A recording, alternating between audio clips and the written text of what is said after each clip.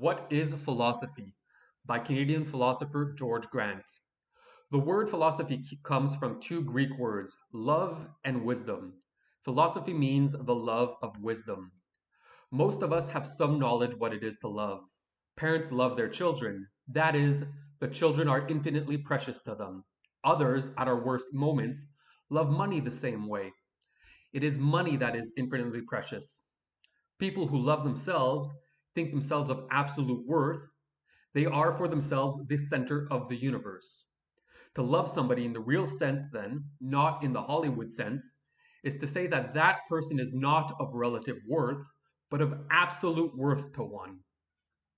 So if it is fairly easy from our own day to day experiences to say what love is, it is far more difficult to know what we mean by the word wisdom. It is indeed much easier to say what wisdom is not. It is not, for instance, knowledge in any specialized sense. We know people who have a great deal of knowledge about mathematics or medicine, of fixing radios or selling insurance, who despite that knowledge we would not call wise. The great atomic scientist of the United States, Dr. Oppenheimer, obviously is a man of vast knowledge, but nobody who has followed his career could easily call him a wise man.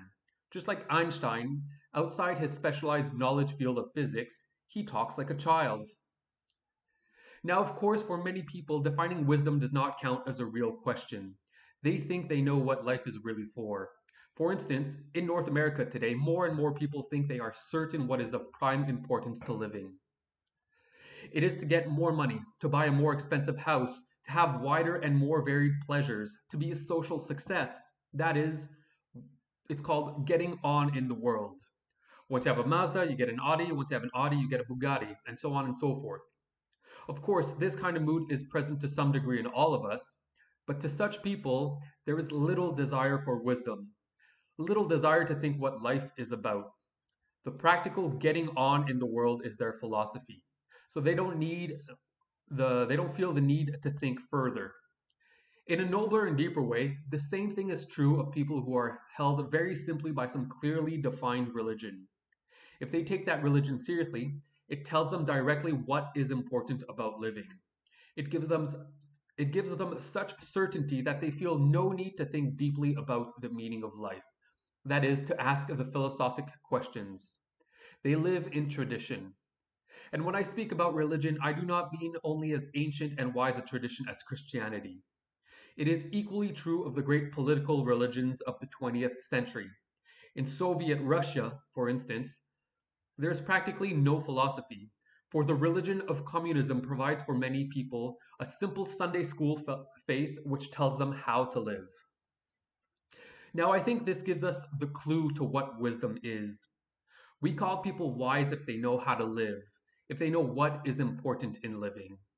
And when we speak about living, we mean something to do with the whole of the person, which goes to the very root of an individual's life. That is what we mean when we say philosophy is the love of wisdom. It is the desire to seek that which will give purpose and meaning and unity to life. That is the difference between philosophic and scientific knowledge. Scientific knowledge is always concerned with some part or aspect of life.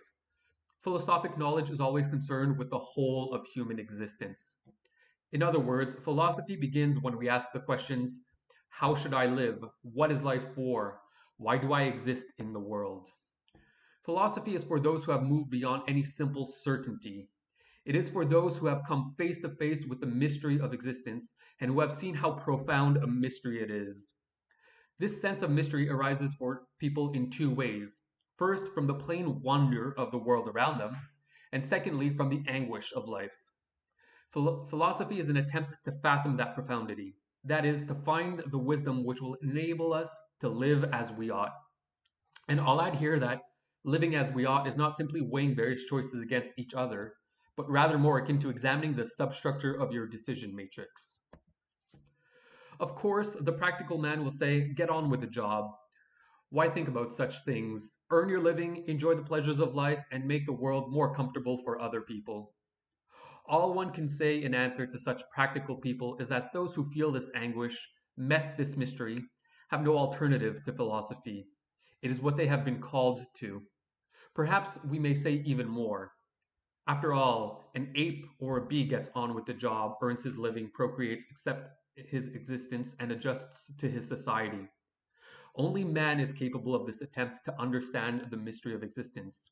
It is only man who can feel anguish, think, and rebel. Perhaps then, in a very real sense, it is the ability to philosophize which gives man his real dignity, which makes him more valuable than a clever ape. This would mean that philosophy is something inescapable to being a man. It is an activity rooted in the very nature of our humanity, not a pleasant academic exercise reserved for a few professors and students in a university somewhere.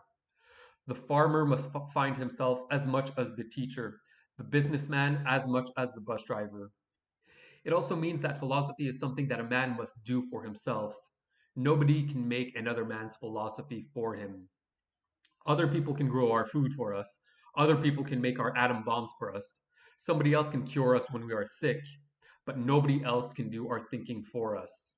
This is the ultimate truth of freedom. A man must do his own believing as he must do his own dying.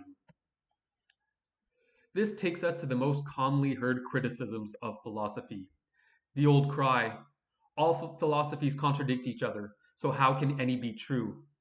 Philosophy is blamed for being at once too diverse and too much the same. In popular culture, most people seem to understand philosophy something along this Monty Python clip over here. No, this isn't an argument. Yes, it is. No, it isn't. It's just contradiction. No, it isn't. Yes, it is. It is not. It is. You just contradicted me. No, I didn't. Oh, you did. No. You did just then. No, nonsense. Oh, look, this is futile. No, it isn't. I came here for a good argument. No, you didn't. You came here for an argument. Well, an argument's not the same as contradiction. Can be. No, it can't. An argument's a connected series of statements to establish a definite proposition. No, it isn't. Yes, it is. It isn't just contradiction. Look, if I argue with you, I must take up a contrary position. But it isn't just saying no, it isn't. Yes, it is. No, it isn't. Argument's an intellectual process. The old cry, all philosophies contradict each other, is based on a misunderstanding of what the nature of philosophy is. The fact is, the major philosophies seldom contradict each other on the fundamentals. The effect of doing so is a result of necessary differences of standpoints, emphasis, and idiom. Take modern philosophy, for example. We all agree about the concept of the individual, that he should not be enslaved by the collective, but this individuality takes different forms. This indeed takes me to another one of the most commonly heard criticisms of philosophy, that there is no development in it, as for instance there is in the progressive development of the natural sciences. Science, it is said, is always growing in knowledge. Philosophy is not. But to say this is to miss the whole point of philosophy, to fail to see what it is. Philosophy is not concerned with how men manipulate the public objects of this world. It is concerned with the journey of each individual's mind in the infinite. Therefore, philosophy must be lived through again and again in the life of each person. In science, we are farther ahead than the ancient Greeks or the people at the time of Jesus. But philosophically, our minds are not far ahead of the minds of Socrates or Jesus. We must live through the same thought, the same agony they lived through, if we are to come to the majesty of their wisdom. That is why there is no progress in philosophy as there is in science. It is an activity which each new generation, indeed each new person, must live through for himself so that he may find the ultimate vision for himself. This, again, is the very truth of freedom. The way I have described philosophy has been a very intimate and personal activity, something dealing with the core of the human mind. But of course, when we learn philosophy, we incorporate the fullest wisdom of the greatest philosophers of the past. This study of the past is necessary, for after all, each generation does not come into a new world. It comes into a world made rich by the tradition of the ages.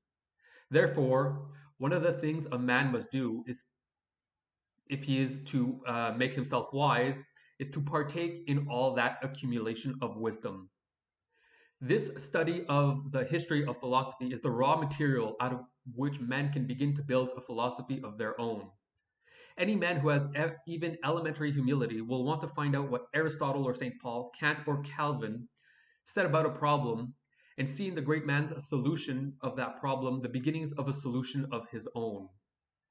For instance, to such a central problem as what is truth, we cannot expect an easy answer, and we need all the help we can get from those in the past who have had clearer minds and greater vision than ourselves. Let's take Francis Bacon's wonderful description of the meeting between Pilate and Jesus. What is truth? Suggesting Pilate, and would not wait for an answer.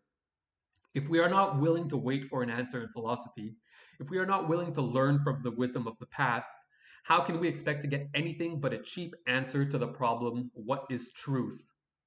And if we have a cheap answer to such a problem, we are liable to have a cheap life. In fact, one of our major tragedies in our day is how little true philosophy there is amongst us. We have no respect for the wisdom of the past and think truth is what works in our rushing, restless life. In our personal life, wisdom as an ideal is more and more replaced by success and wealth and adjustment. In our universities, philosophy is being replaced by the study of natural science and useful techniques, studies that are popular because they lead to comfort and power. It is a sad fact, but it must be admitted that we are a continent which has almost entirely given up the idea of philosophy. Yet we must never despair, for none of us is a slave to our society. The life of philosophy is open to all of us, and its reward is in truth infinite. For as we face the mystery of existence and pass in thought beyond a superficial view of the world, there will come to us, out of the mystery and the anguish, the certainty which is rooted not in foolishness, but in truth. There will come to us indeed God, not God as he is so often thought of, as an insurance policy for the next world, or as a comforting drug, but God in his real and terrible presence. For that is finally what philosophy is, the practice of the presence of God. Now let's recap. What is philosophy? It is not technical knowledge, not the practical getting on in the world, and not a simple faith. It's more akin to knowing how to live, the process of knowing what is important to living. It is not a pleasant academic exercise reserved for a select few in a university somewhere else. Everyone must do their own thinking. It must be lived through again and again in the life of each generation, each new person. It is concerned with the journey of each individual's mind into the infinite. One must live through it for himself in order that he may find the ultimate vision for himself. Again, this was the essay, What is Philosophy? By Canadian philosopher George Grant, with a few edits for flow and brevity on my part.